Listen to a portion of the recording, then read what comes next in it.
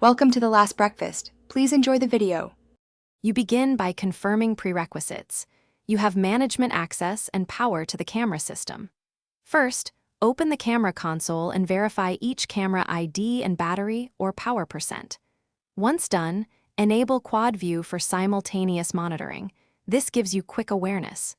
Make sure to label rooms like show stage and back hall so you can jump directly when needed. You'll also want to set camera brightness/transmission to stable values to reduce lag when switching feeds. Now you focus on active monitoring and why it matters. Animatronics move in patterns and short checks reveal predictive behavior. Cycle priority cameras, hallways and stage, every 6 to 8 seconds to spot movement without losing context. When you see something, zoom and hold to confirm direction and mark the timestamp. Record a 30 to 60 second clip if patterns shift. This helps you replay and anticipate. Also listen for audio cues. Sound often precedes visual contact, so don't ignore it. To finish, secure the area based on your observations. Lock critical doors and return cameras to guard presets so you maintain coverage.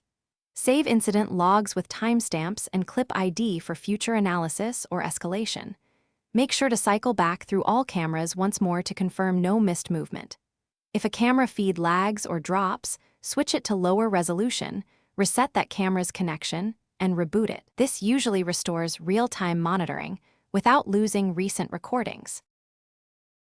Thanks for watching. If this was helpful, leave a like and consider subscribing. See you next time.